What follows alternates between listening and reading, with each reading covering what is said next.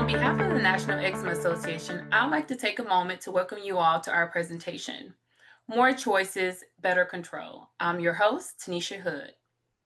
Our presenters today are Zelma Chiesa and Dr. Jeff Yu.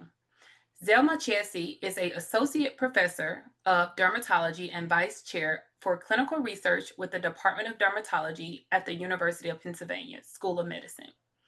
She has a special interest in the diagnosis and management of adults, patients with moderate to severe atopic dermatitis, and is currently spearheading efforts to develop a specialty program focusing on adult patients with this complex disease at the University of Pennsylvania. Jeff Yu, Dr. Yu, is a dual board certified dermatologist and pediatric dermatologist who specialized in atopic dermatitis and allergic contact dermatitis. He is Chair of Dermatology at Virginia Commonwealth University in Richmond, Virginia. He is currently the president of the American Contact Dermatitis Society. And with that, I am pleased to introduce our presenter, Dr. Chiesa and Dr. Yu. Thank you, Tanisha. Hello, everybody, and I am so glad to be here today with my partner in crime here, Dr. Chiesa. And we were both, if you guys were able to attend the Eczema Expo, we were both on that panel, and this was kind of a very vibrant and very important topic that we thought maybe doing this type of webinar would be really beneficial for those that maybe were not able to attend or perhaps would like to kind of relive a little bit of that discussion. So, and I wanted to kind of just kick this off a little bit with a very common scenario that Dr. Chiesa and I probably both see very often in clinic, but I'm going to ask this question to Dr. Chiesa here. In this day and age now, not thinking back to what we were doing maybe 10 years ago, but what you're doing maybe yesterday or maybe even last week, seeing these patients, what would your typical conversation with a patient that comes in with eczema be like? And how would that be different from what you did do maybe 10, 15 years ago when you were seeing the same patients? Yeah, I think that's a great sort of question to kind of kick off our discussion tonight. And Jeff, thank you so much. I call you Jeff because I consider you my friend. We've been through this a couple of times. But I think it's a very interesting conversation that's happening, and I'm very happy that Nia has put this together for us to kind of go a little bit more in depth. Just 10 years ago, when I'll give you an example, when I was in residency training, it was pretty straightforward because we didn't really have a lot to offer our patients. It was mostly, this is what we have. It's either corticosteroids or we do some sort of systemic immunosuppressant, but the options were very limited. And so I think since the approval of the first, monoclonal antibody for use in patients with atopic dermatitis, I think that's completely shifted it, right? In so many different ways. It's shifted the conversation in terms of one, now we have more treatment options to choose from, right? So the patient is not limited, I think, in that aspect. And the second is, which is an important part of the conversation, is that we used to talk, I think, about controlling those flares. But with these new treatment options, I think the discussion is more like long-term control, right? It's not just putting out the fire that's happening now, but it's thinking about how do we keep this control moving forward, right? And we couldn't do that in the past, right? With the limited options that we had, we just kind of like shut it down. And then, the expectation would be then in a couple of weeks, months down the line, it will flare up again and the patient would come in into practice. But now, having the alternatives that we have, we can really have this very nice discussion around, what does it mean to achieve disease control, right? What does it mean to be able to put out those fires long term? And I think it still amazes me when I have patients come into my practice and they've never had this discussion before. So it's like they're completely lost in terms of what options are out there. So I think those are two important points. And I think that's changed the way I practice a little bit, where, I have this, it's a pretty long visit in the beginning, right? Because you're trying to understand, okay, what is it really that we want to accomplish with this visit? The patient in front of me, if their disease is poorly controlled and they're suffering, like, how do we calm this down now? But then it also tackles these two other key points, right? The long-term disease control and also the patient preference, which I think is very important because now we're not just limited to just one biologic agent, right? We have other options that can be taken either by injection or orally. So the patient does have a choice. Um, so it really changes that discussion, right, compared to many years ago. I don't know about you, but what's been your experience so far? Yeah, I mean, very similar to yours. I really enjoy seeing patients now for eczema, and I think it's gotten actually more, I guess in a way it's been become more satisfying, right? Because for a while it was kind of this really difficult discussion of, well, here are some drugs and they work so-so, but they are mostly inadequate at controlling the severity of your eczema. And sure, like you said, you're going to go through some flares, and we're going to go through some of these drugs. And some of these drugs you really can't be on very long. But nowadays, I think all of these drugs work really well. I think the challenge often becomes not what am I going to put you on to treat your eczema? It becomes what am I going to put you on first to treat your eczema? And then afterwards, where do I go next if I need to?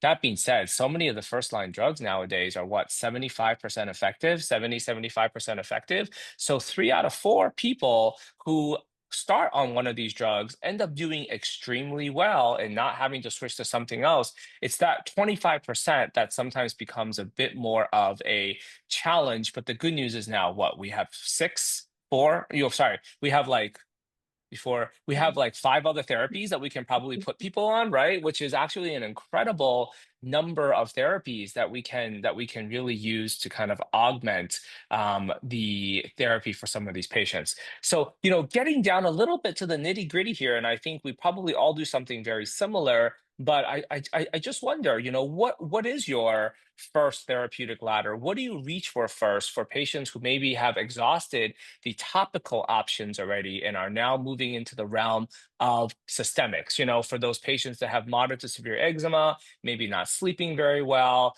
have a bit more quality of life disruption, and they really want to go on something. What is your usual first line, and why do you pick that first line in your practice? I mean, I think I agree with pretty much all the things you said. And I think there's a lot to unpack here in terms of like, how do you choose that therapy? And you mentioned this point already. Like the question is not, what to do. It's kind of like, what do I give you first, right? Or what do we decide to go on first? Um, and I think it's a very individual decision, right? I think if you were to ask me separately, right, not thinking about the specific patient in front of me, um, when you look at some of the biologic options that we have out there, I mean, these are pretty safe drugs, right? When you look at the clinical trial data and you look at the, adverse events of these drugs, you look at how patients tolerate, you look at the long-term data, right, or prospective studies, um, they are drugs that work and that compared to maybe other options, they have less side effects. They don't require blood work monitoring. So I think, and you know, they're not drugs that need to be taken every day, right? You can space them apart depending on the drug that we choose. So for me, as a physician, I'm all about, okay, what works the best? What is the safest? And what's probably the more convenient, right? That doesn't disrupt so much like your go. Um, but I've been surprised when I sometimes talk to patients about, to me, I think an injection every 2 weeks is probably less time consuming. But I have patients who I've had this conversation and they will say, you know what? I don't mind taking an oral pill every day. It's fine. I just, this is my preference, right? So I think we have to make sure that, we have these conversations with patients that we understand what their preference is. Like you said, we have all these different options to choose from. And, some of the oral medications, they do require that we do blood work monitoring, right? And they do require that we counsel patients a little bit more, I think, in terms of their risk to benefit profile. Again, these are overall drugs that are also safe, but we need to monitor things, right? To make sure that the patient is taken well care of. Um, I think the nice thing about, all these different options to choose from is that, like you mentioned, we have data showing us that they actually work. And if you look at our older, therapeutics, we didn't really have good well-designed clinical trials that we could go back to our patients and say, look at the data, look at what the trials are showing you. With these drugs, we can say that, right? There's been an investment in doing those types of trials, which I appreciate, because we can go back and show them, this is the level of evidence that's out there. Again, I think, like I said, for me, my choice is, if I were to pick one, and I'm going to try not to say commercial names. I don't know if we can or we can't, but dupilumab is one option that I tend to gravitate probably first most of the time. Part of the reason being that it is a medication that we were fortunate to be able to participate in the clinical trials very early on. It is a drug that's been approved for adults since 2017. So it has had this long time, that's been out there. Um, and my experience with it has been overall very positive. So it is a drug that, for that reason, I kind of present to patients first, but that doesn't mean that the other biologics that are out there are not going to work, right? And I think it's important to, and we can talk about this, and I'm glad that Nia is going to do a webinar on, choosing an insurance plan, because I think that's another very important part of the conversation with patients. It's like, we have options to choose from. We have this discussion, we decide what we want to do, but, oftentimes, unfortunately, we have insurance that's dictating what we can prescribe. And that is a reality, right, of just the healthcare system that we're in. And so, we might want to do a particular drug, but the insurance company won't cover that. But they say, we'll cover this one. And so I do counsel my patients that, these are medications that tend to be, more on the expensive side, that they usually go through what's known as a specialty pharmacy, not their regular around the corner pharmacy, that there's a process to getting them approved, and that their insurance, they're in their formulary, right? They might not cover this one, but they may cover Right. this one. And if that's the case, then know that, we can have this discussion. If I think it's an appropriate option, I would recommend trying it. Um, I don't know. What are your thoughts on that in terms of Yeah. what would be your preferred one? I do exactly the same thing. I think it really comes down to having that discussion with the patient in terms of the different routes that are available, the risk and the benefits.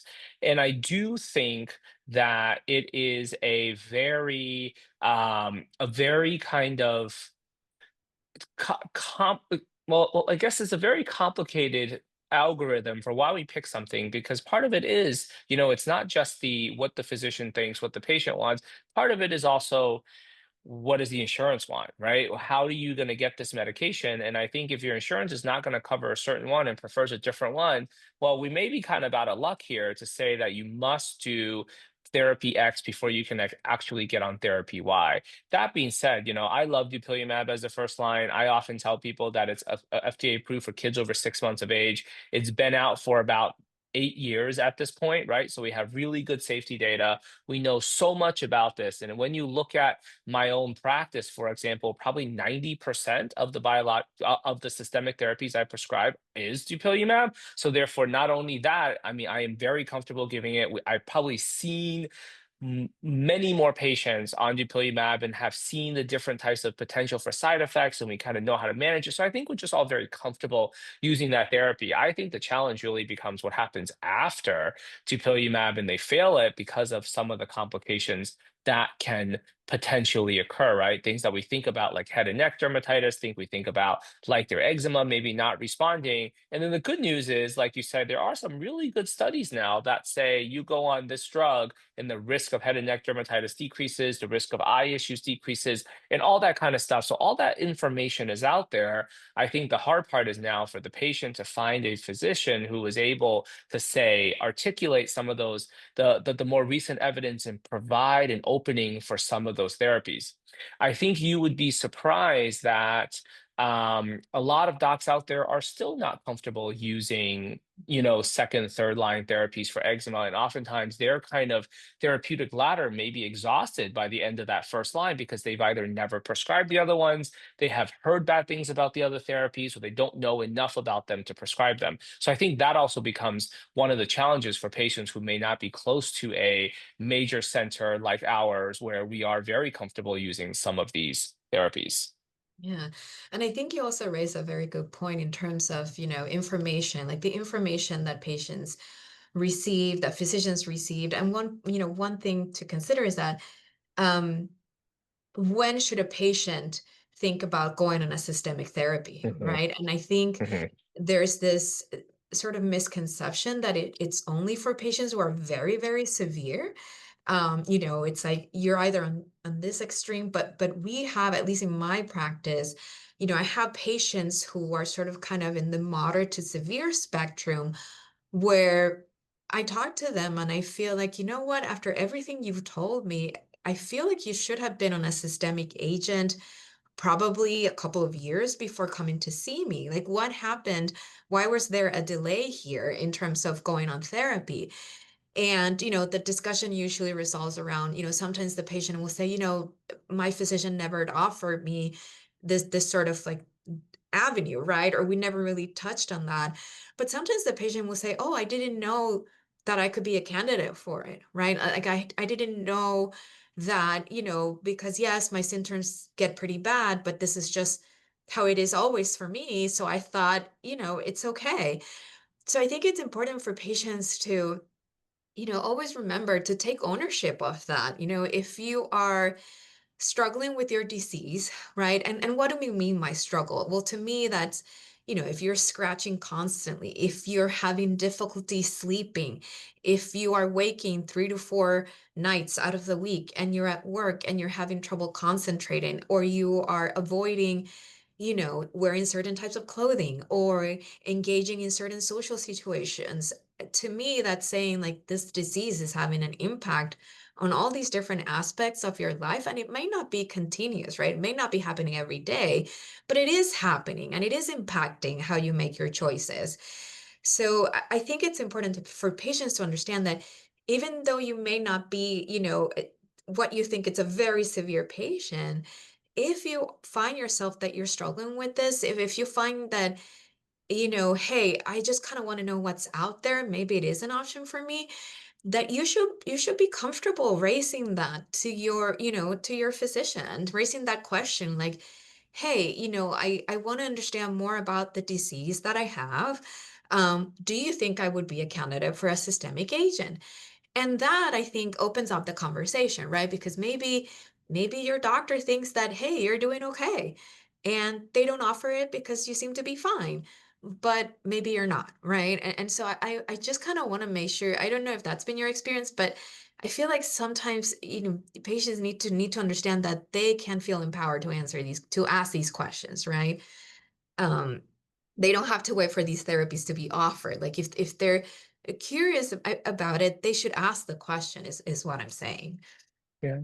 So how do you recommend patients that maybe say, you know, I would like to be on therapy X, and their doctor says, well, I'm not too experienced with that therapy or whatnot. Where do you think they should go? Or, and more importantly, what if patients fail everything that's available? How do they know what else is out there, right? Because the landscape for atopic dermatitis treatment is changing so quickly. There are therapies that are coming out that like are oral therapies that are not JAK inhibitors, for example. They are coming out with extended dosing therapies that may be once every 6 months, once every year. Like, where do you think patients should go to maybe learn about some of these therapies, especially if there's nobody in their immediate community that may be very plugged into kind of that changing landscape? Yeah, I think that's a great question. And I think sometimes that can be very tough for patients depending on where they find themselves, right? I think I've had patients who have been referred to me because, and it's actually been the physician, right? Because the patient asked them the question and they sort of maybe did one therapy, failed, and they were kind of like, I don't feel comfortable with the other ones. And so we sort of established a network within our community, right? So people know that we are here and they will sometimes refer us those patients. So it can come from, the patient asking their physician about, hey, if you don't feel comfortable with this, is there anywhere else, can you maybe refer me to someone? Is there anyone else that I could get a second opinion? And I know that seems like a difficult conversation to have, but I think if you're a patient and you approach it in the way that, you come to the physician and say, listen, I really want to try to see what's out there, try to get better. Can you please help me? I'm pretty sure that, most of the time a physician would welcome that and will say, yes, let's find a way to get you in if that's a possibility, right?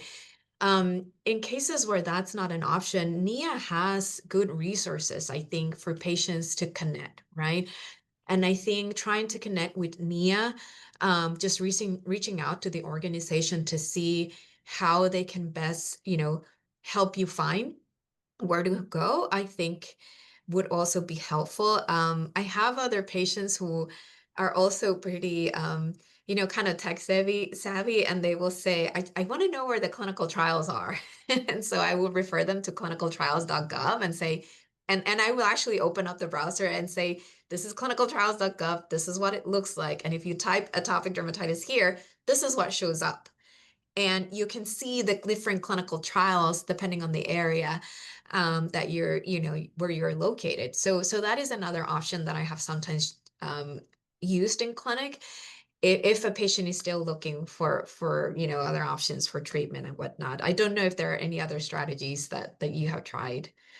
No, I think that's always the challenge, right? Because, how do people know if you're in a location where you might not be able to find somebody who is very well versed in atopic dermatitis? How do you know what else there is? I mean, even for me, I still have challenges sometimes finding what is the next best therapy for my patient who has failed every available, systemic. And here I am trying to combine two or three different things. How do we make sure that they're getting better? I think it gets a little bit more challenging as time goes on, but I am very optimistic that with all these new therapies coming down the pike, we have something to offer, even if they were to fail all of these therapies.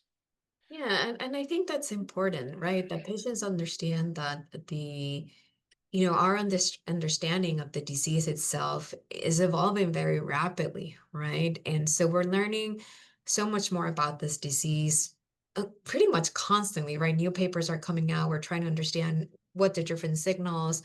And it is, I do tell my patients when they start in a systemic, sometimes you can see that sort of hesitancy, like what happens if this fails? And I think part of it comes from having a lifetime of dealing with just being on like prednisone and then flaring and not being fully controlled. So I wonder how much of that kind of baggage they're carrying and they're in this backpack that you carry throughout your life, right? That's kind of how I envision it.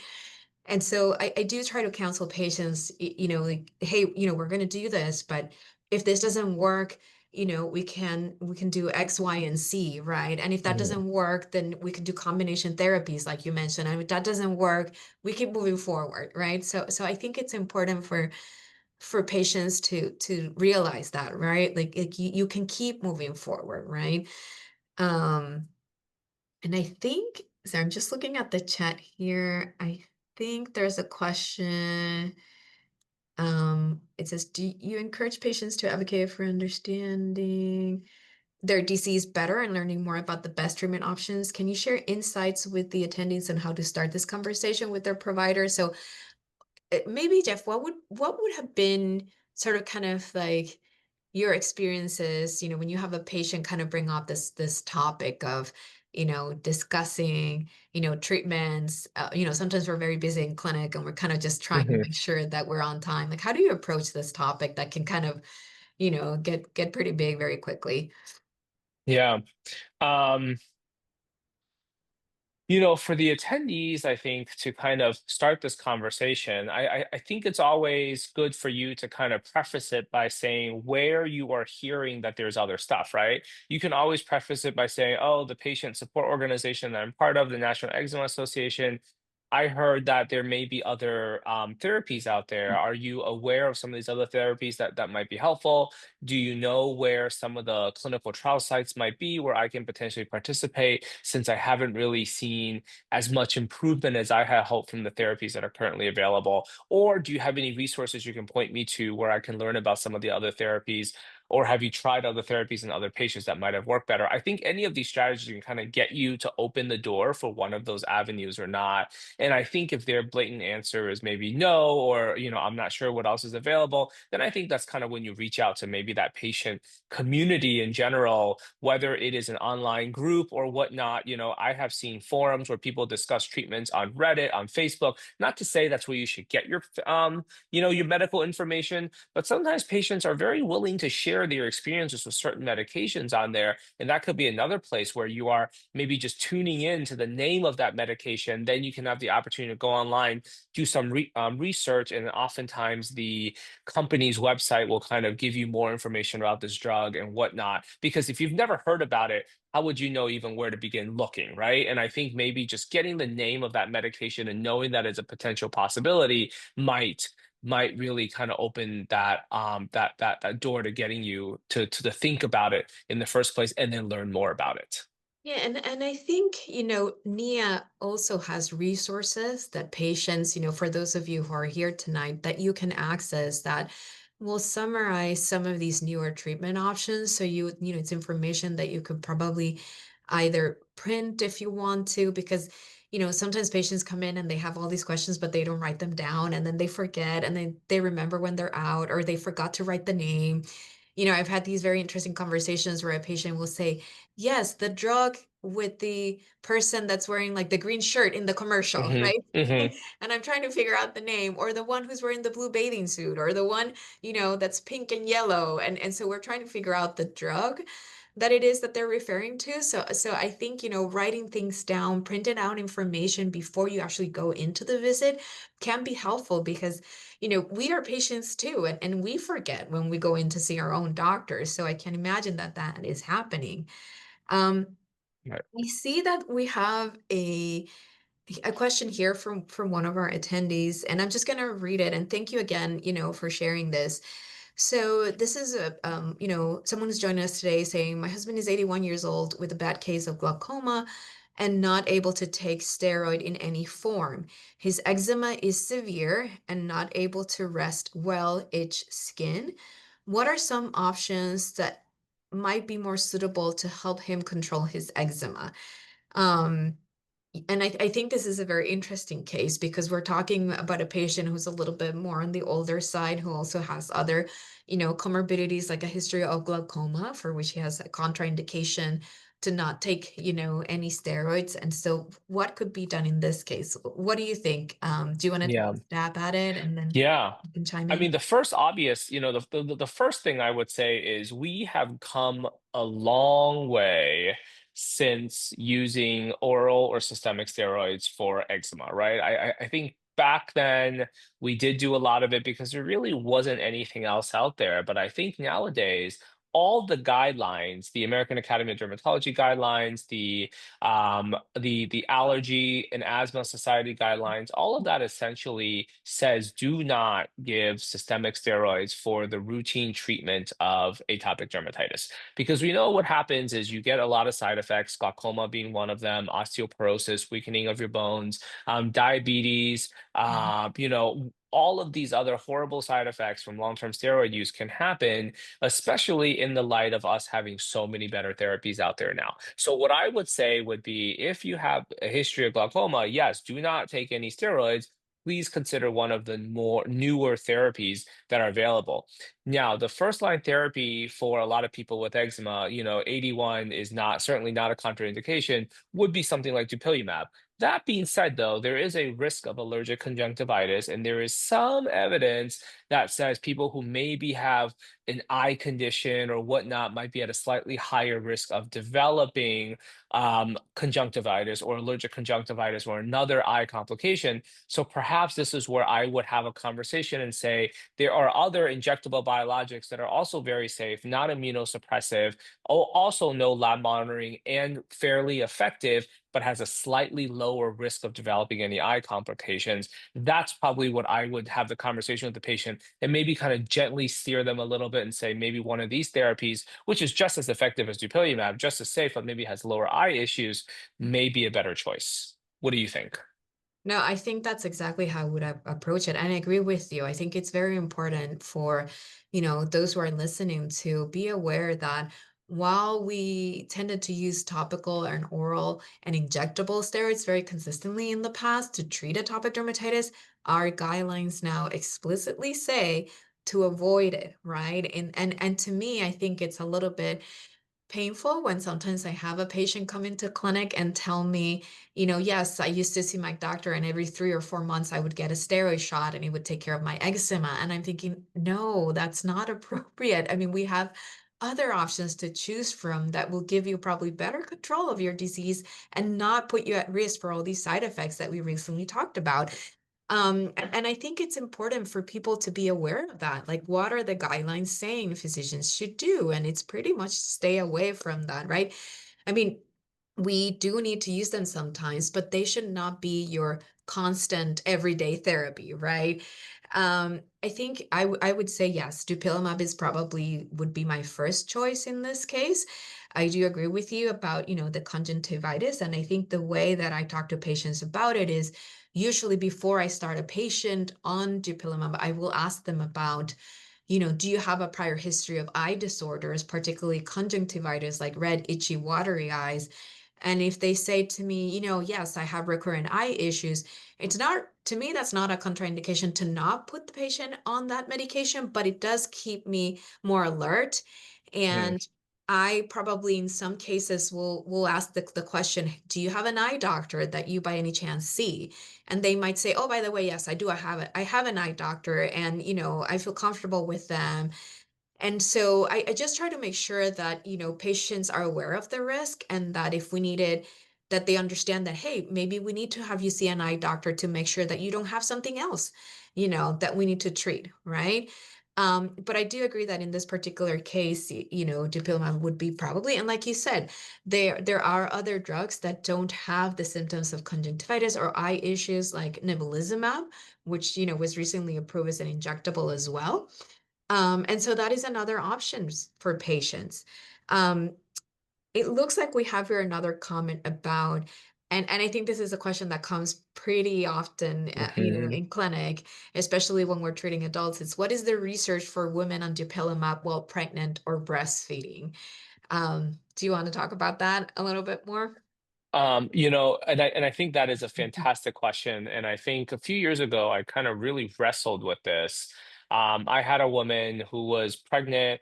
I think she was in her mid, early to mid 40s, and this was her first child. And I think it was kind of a surprise for her, but at the same time, it's something that she really wanted. And I think she was worried that if something had gone wrong with this one pregnancy, this would have been kind of like her last chance at having a child. So I think this was like we were very, very, very cautious with this. So of course, the discussion went something like, well, we don't have any data on dupilumab.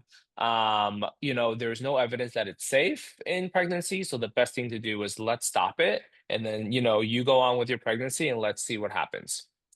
So then a few months in, she starts to flare a bit more. And then we were just going through so many topical steroids and so many topical non-steroids to the point where we were getting really worried about her overall stage of inflammation on her body because eczema is inflammatory disease. If you're inflamed on your skin, there's good evidence you're inflamed in your body, right? So it's like an inflammation is bad for the fetus, it's bad for pregnancy, it's bad for babies. So at some point, it really became, well, I'm not sure we can do this for the next 5 months of your pregnancy. We may need to consider something else. And I think talk to the OB, we talked to the patient. Reluctantly, we were very much, well, we haven't heard anything bad about dupilumab in kids, so let's restart and see what happens.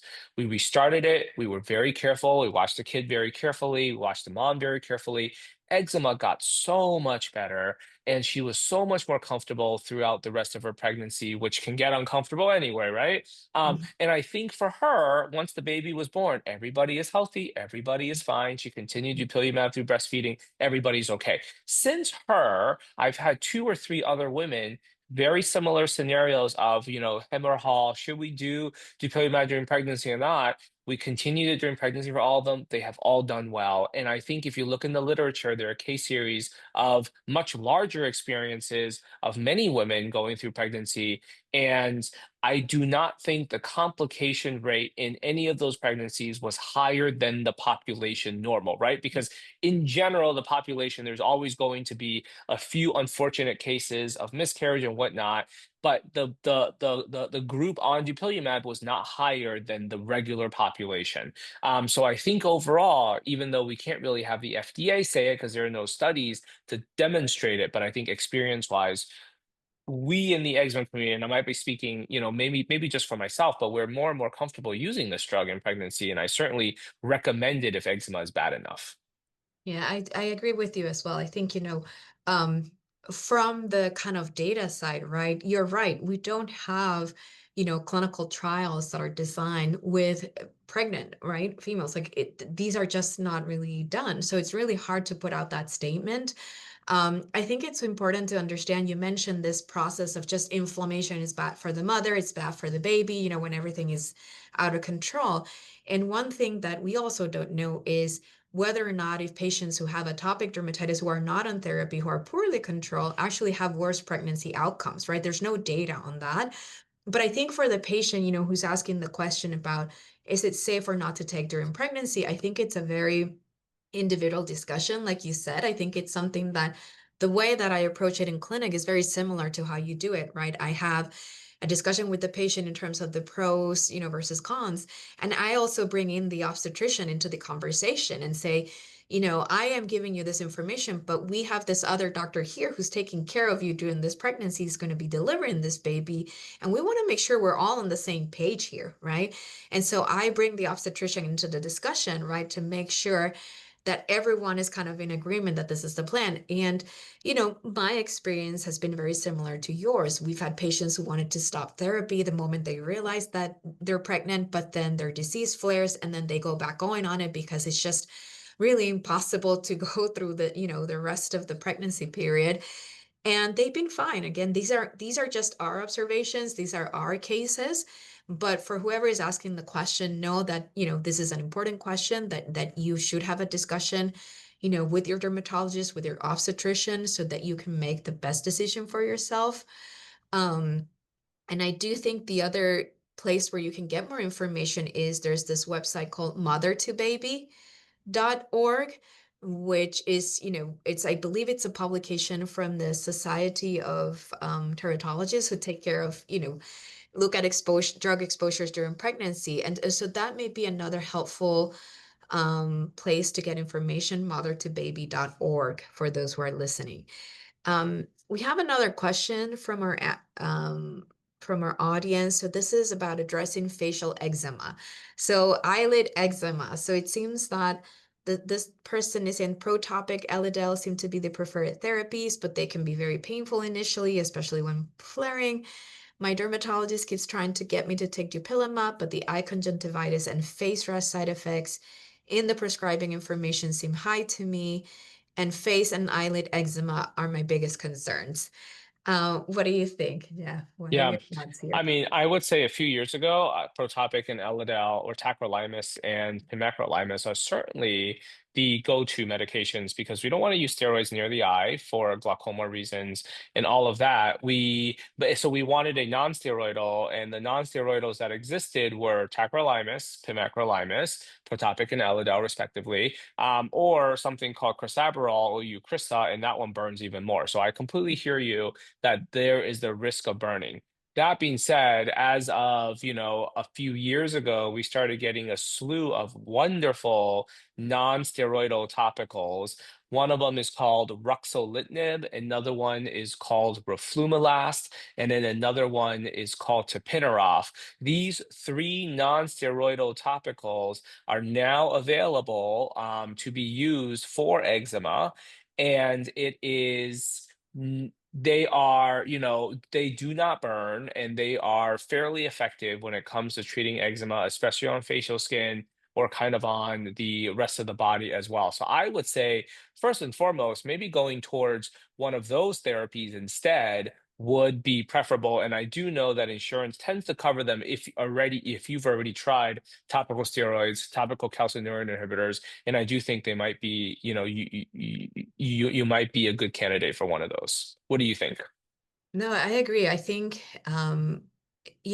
it's to me, it's pretty impressive how many of these topicals we've got in just a short span of years, right? And I do agree. I agree with the statement that tacrolimus, and pimecrolimus, Protopic, and Elidel, those medications do burn, especially when you're placing them on skin that's very inflamed. So not for the eye area, but for other areas of the skin, I still use them, especially if a patient is, for example, if they have a spot on the elbow creases and it's flaring, I'll have them use like a topical steroid to calm it down for just a couple of days and then switch them over to something like Protopic as maintenance therapy. And they can sometimes tolerate that better because it's not as inflamed when they start putting it on. But I I would never really start a patient on something like these drugs if they're very inflamed, even crisaborole, like Eucrisa, because they burn and it's uncomfortable. Patients will need to wash it off immediately. It's just a very unpleasant experience overall. And I do agree, ruxolitinib, tapinarof, roflumilast, these are all options that are out there. Um, some of them offer the convenience of like once daily dosing, which is nice. They do tend to be covered by insurance if you have previously tried things like corticosteroids and pimecrolimus and Alidel and have not tolerated them. Sometimes it takes a little bit back and forth with the pharmacy, right? They might need to send some pre-authorization paperwork. They may have you sign up for a patient assistance program, but if you can get over those hurdles, those might be options for you. So you should consider bringing up this conversation with your doctor if they've never mentioned these options before.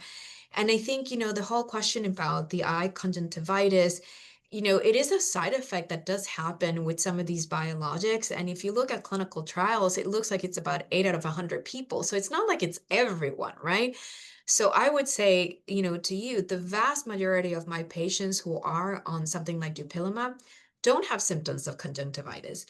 And those who develop symptoms of conjunctivitis tend to have mild symptoms that can usually be managed with over-the-counter and like moisturizing eye drops. And in some cases, when they get, more uncomfortable or difficult to manage, when we bring the ophthalmologist in, they can help us provide, other treatment options that can help manage those symptoms. And I've had patients with, pretty severe conjunctivitis where at the time that I was treating them, we had no other biologics to choose from. So it was like dupilumab or nothing else. And, we were able to manage those symptoms and eventually they tended to improve with time. So it's important to think about that, right? I think the other thing also when talking about eyelid eczema is to make sure that we're not missing a concomitant diagnosis of allergic contact dermatitis, right? And you can develop a contact dermatitis, which is an allergy to something that's been previously exposed to your skin that you might have previously tolerated in the past well. It could be even a preservative in your topical steroids or in some of these medications. So it's something that I always carry with a high degree of suspicion. If this is eyelid eczema, is it eczema that's poorly controlled, or are we dealing with allergic contact dermatitis here that hasn't been diagnosed just yet? What do you think about that? Yeah. Yeah, when I see facial eczema, not even just eyelids, but right, the head and neck dermatitis that we see in dupilumab that we referred to a little bit earlier on, um, I see this quite not infrequently in patients who are on dupilumab. I'll have patients who were, neck down covered in eczema, comes in, goes on dupilumab, neck down perfect, neck up starts to get redness and flaring, and they're very unhappy with that. And we do see this, and this is called head and neck dermatitis in dupilumab. And we think about three main causes of it, right? Like number one, we think about a yeast kind of colonization. I don't want to use the word infection because it's not an active infection, but it's really just your body responding to this yeast that naturally lives in all of our skin. It causes cradle cap in babies, it causes dandruff in adults, and it can cause dandruff even on your face, right? Around the nose, around the eyes, called seborrheic dermatitis. So this type of yeast can sometimes in people who have eczema, their body just reacts a little bit too strongly to it, causing a lot of redness and inflammation. The second thing we think about, you mentioned already, allergic contact dermatitis. People's immune systems can change a little bit when you're on dupilumab. So we do think that maybe you can develop new contact dermatitis while you're on these medications. And patch testing can be really helpful where we kind of test to see if you're allergic to the preservative, the fragrances, or the sudsing agents or something that's in the products that you are using. And then finally, maybe it's just due to the dupilumab itself. And the only way you would know that is by stopping the medication and switching to something different. The first two things I think are relatively easy for us to treat and diagnose. When it comes to that redness and head and neck dermatitis with the fungal infection, we like to do topical antifungal, oral antifungal medications that you may already have taken in the past for, say, yeast infections and things like that. These are very safe medications overall for most individuals, and they can be very effective in treating this. I think some of the data says 60 to 70% of the patients improve on one of these oral medications after 2 or 4 weeks. Topical medications can be helpful, but a little bit less effective. For patch testing, if you're able to find somebody to patch test you and give you the guidance, I think that's another way to go about doing it and finally stopping the dupilumab. I think now there's also some good biologics that do not have or have a lower incidence of some of these issues. I think, like you said, nemolizumab does not tend to have head and neck dermatitis. Lebrikizumab has a lower risk of head and neck dermatitis compared to dupilumab in studies. And certainly the oral JAK inhibitor medications do not have head and neck dermatitis. In fact, they found that patients with dupilumab who develop head and neck dermatitis, I think it was 98% of it cleared when they went on a oral JAK inhibitor. So you have a lot of options when it comes to that. But like you said, the important thing was this is a minority of patients, right? This is like 4 to 10% of patients develop this complication. That means 90% of you will not develop this issue. And if you do, there are ways that we handle it where you don't have to live with this forever. It is not a permanent side effect. It is a temporary side effect that we can certainly deal with. Right. And I think it's important to make sure that point gets across, right? That these side effects are out there, that we counsel our patients on it. But if you look at the data, most of the patients won't experience this, right? And just because you experience it doesn't mean that you necessarily need to stop therapy, right? But I think you that's why it's important to have those frank discussions with your doctor, right? And make sure that you understand, that you've had the opportunity to ask questions, that you feel comfortable. And if you have concerns, raise those concerns to your physician, because maybe they don't know that you have those questions. And, you know, again, I also tell my patients, when you decide that you want to start one of these drugs, we have a start date, but we don't necessarily have an end date, right? So it Mhm, might be that you started and you feel, this is not the right fit for me for whatever reason. And we decide to discontinue therapy. And that's okay. That is not a failure, right? That's just part of the process, right? Every patient that I see in my clinic that has atopic dermatitis is very different. And their treatment plans, even though we keep talking about the same medications, the way we approach the treatment for each patient is actually very individualized, even though we're talking about the same drugs. mhm, So I think it's important to understand that, what worked for the first patient that came in through the door maybe didn't work for you, but maybe what worked for you doesn't work for the next one, right? So you have to be okay with that. You have to be okay with, if this doesn't work for me, it's okay. We can switch. Or if you get tired of it, it's okay. Let me just have this discussion with my doctor, right? The important is mhm. that I think communication is always critical in this space. So, final question for you here. Now that we have all of these therapies out there and we kind of discussed this, what is your expectation setting for the patient, right? Are you telling your patients you will be 100% better, or how do you set that expectation, or what should the patient's expectation be now, knowing that we have so many great therapies that are out there that we can potentially utilize? What's their goal? What's your goal for your patients going on one of these therapies? Yeah, I think to me it's always, it's a difficult question, but it's a great question, right? Because we've moved from, we're just trying to put out the fire to now thinking we want to really climb this mountain, right? We want to get you to the point, and this is what I tell my patients. I want to get you to the point where this disease does not interfere with the type of life that you want to live, right? I want you to be able to go to work and do what you want to do. I want you to have a life without thinking about eczema. I don't want your life to revolve around it, right? That's my goal, right? And so, we can focus on clinical trial data and tell patients, X amount of patients achieved 75% improvement in their skin. Maybe that doesn't matter for my patient. Maybe my patient is like, you know what? I just want to be able to go and do X, Y, and Z, right? But maybe there's another patient that says, I just want to be 100% completely clear, right? And so there are some clinical studies showing that we can achieve, 100% clearance in some patients with certain drugs, but it's not the majority of patients, right? So I think it's important to understand that. Um, I can't cure the disease, is what I tell patients. I think it's important to understand that we don't yet have a cure for eczema, but we have therapies that are going to allow us to hopefully control the disease to the point where it doesn't interfere again with your quality of life, right? And it has to be something that there's buy-in from the patient side that you can do, that it's reasonable for you, that it doesn't impact your pockets financially. So those are all things to consider. But to me, it's really, where does the patient want to be? That's usually what drives my conversation with patients. What I do want to see, with these new therapies that are coming out there is, now that we know that there are therapies that work, that they can be administered on a certain schedule, I'm really looking to raise that bar, right, with the newer medications. I expect that those medications that are in clinical trials, what I want to see is that the bar in terms of clinical improvement, that it goes higher, right? That more people achieve 90, 100% disease control. I want to see that. And I also want to see if there is the possibility to inject these drugs less frequently, right? And it's kind of similar to what we see in the psoriasis world, right? Where we started with biologics being injected every week, and now we moved to biologics that are being injected 3 or 4 times a year. So that, to me, as a clinical researcher, that's what I want to see.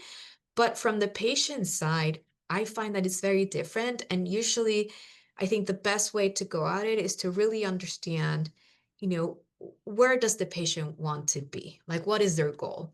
And, if their goal is to be as clear as possible, then that's where we're going to go. If a patient says, I don't mind being a little scaly, I just can't deal with the itching, okay, then we focus on that, right? But again, I think, to me, it's also a very, very individual goal at the end of the day. I don't know about you. What do you think? Yeah, I think it's always a discussion with the patient of, there's benefit and there's risk, right? And then it's, I can put you on things that might increase the risk, but it has to be something appro- that is acceptable to you and equivalent with the benefit. No drug will get you to 100%. I always tell people no drug gets you to 100%. But I think it gets us, some of these drugs gets us pretty close, right? It gets us to the point where maybe what you have is some residual redness and it doesn't bother you at all. And that's great. And maybe for some people, their neck down is completely clear, meaning 99% of their body or 98% of their body is clear, but then they get redness on their face and that's 1 or 2% of their body and they're not happy about that, right? So everyone is a little bit different in terms of what they want. And I think it really targets to what the patient wants. Some kids that I've seen absolutely hate the shots and they will not do the shots and they rather live with their eczema than do the shots. And that's okay. And then some kids, when we put them on the pills and they do much better, knowing that maybe there's a little bit higher risk, with some of those side effects there. But for them, it's worth it because they do not want the shot. So I do think at the end of the day, it is very much individualized, and I think it is very much appropriate, whatever is appropriate for the patients. I think, in the last couple of minutes that we have, Tanisha, do we have any other questions from the audience? I Oh, think one just popped up. The question is, when my treatment stops working as well as it used to, what should I do? What do you think? Um, I think when it stops working as well as it used to, I would think about two things. One, sometimes people do get what we call tachyphylaxis, which is like this fancy word that we use when your body kind of gets used to a treatment or something doesn't respond as well, especially when it comes to topical steroids. Now, sometimes with injectable medications, your body can do what's called form antibodies to it. So your body will actually make white blood cells that fight off the injectable medication. In the studies with dupilumab, it shows that this really doesn't exist, but but it did happen in some people, just not enough for them to say this actually happens across the board. And I don't know about some of the newer drugs. I think it's always possible. It's rare, but it's always possible. So I would say if it's not working as well as it used to, I would switch to something different because now you can. Yeah, and I would say let your physician know as quickly as possible when things are not working. Don't wait, don't delay. Send that message out because the sooner this is addressed, probably the better. There's another question here. Mhm. When insurance changes what's covered, it can mess up a treatment plan that's finally working. What can be done to stay on track if we have to switch medications? And I can say my personal experience, when patients come into my clinic, I will ask them the question, are there any changes in your insurance coverage, right? And sometimes I'll have a patient that says to me, you know what, I just turned 26 and I've been kicked out of my parents' insurance and now I'm in the process of finding one. I only have insurance until the end of the month or something like that. And I do try to encourage patients, hey, now that you're looking for new insurance, make sure that you understand what's being covered in your formulary, like what is allowed under that before you sign up for an insurance plan. And let us know as quickly as possible when that is happening, because we might need to submit a new prescription to your insurance or go through the appeal process again. So the sooner your doctor is aware of those things, I think that the better the chances are that we can minimize the interruption in therapy. So one, making sure that you know what's on the formulary that you're signing up for, and you can call the insurance and ask them, hey, what drugs are covered for my atopic dermatitis? And you can specifically ask for the name of the drug and ask them, is there anything that, is this like a step therapy where you'll have me go through X, Y, and Z before you'll cover this? And as soon as you have that information, let your physician's office know. What do you think, Jeff? Yeah, no, I completely agree with your approach to doing it, and I do think that um, um, trying to get back on therapy as quickly as you can be helpful. Now, some physician offices offer samples, right? And I don't think ours do, Zelma, but I do know that a lot of physician offices can offer samples, and sometimes it may be reasonable to ask them, or they may even offer it already to give you some samples of these drugs to kind of bridge you over until you're able to get on new insurance. And sometimes that's another strategy to do it. Yeah, that's a Yeah. good point. And I think Yeah. maybe for our final Last. question is, Yep. what does eczema control mean from a clinical perspective, and how can that definition better reflect the patient's lived experience? What do you think? This is a good Yeah. one. That's tough, and I think eczema control, and I think we kind of touched on it earlier on. It really comes down to what the patient wants. I'm not a huge fan of saying, oh, for me, I want to see your eczema get down to a severity score of X. I don't think that really matters, right? I think seeing those severity scores from a clinical perspective is just what I see. What's more important is your lived experience, how you feel in your skin, how you are about to go, how you are able to go about your day-to-day life. I am not the judge of that. I don't live in your shoes. I need you to tell me how you are doing, and I would take your response with far more heft than what I clinically see. I think if we can maybe both agree that you're not doing well, we can both agree that you're doing well. But if I think you still have some eczema and you are the happiest person in the world because your eczema is doing great, I'm not going to switch your therapy, right? Because you're doing well on this. How am I to say that this other therapy is going to be better for you? I would say if you are happy, then I am happy, and I think that's kind of for me that is the end of the line. No, I think, Doctor, you put this in the words that I think pretty much everyone thinks about. Like, we want to do what's best for the patient at the end of the day. And you're right, these numbers, they mean something when you read the clinical trials, but really what's more important for us is our patients and what is their Mhm. goal and how happy they are. So again, my sort of kind of ask for the people who are patients here is to make sure to always have these discussions with your physicians, like bring that up, like what is your goal for treatment, where do you want to be? And I think that probably is the better way to think about when you're trying to think about eczema control. But anyway, I think that brings us probably to the end of our webinar. And I think I want to thank Dr. Yu and the audience for the opportunity to be here. And Tanisha, I don't know if you have some final words. before we Thank you, take a Zelma. leave? Happy to close us out. I just first want to thank you both again, Dr. Yu, Dr. Chiesa, for helping our community and others better understand how many treatment choices available today are changing what's possible for eczema control. And so many thanks to you all for joining us today. You can continue your eczema education on our website, nationaleczema.org. You can also register for our upcoming webinar or watch the recording of a previous webinar at nationaleczema.org/webinar. So on behalf of the National Eczema Association, I just would like to thank you all for joining us tonight. Thank you. Great, thank you. Good to see you. Likewise, Have take a great care. one, everyone. Bye.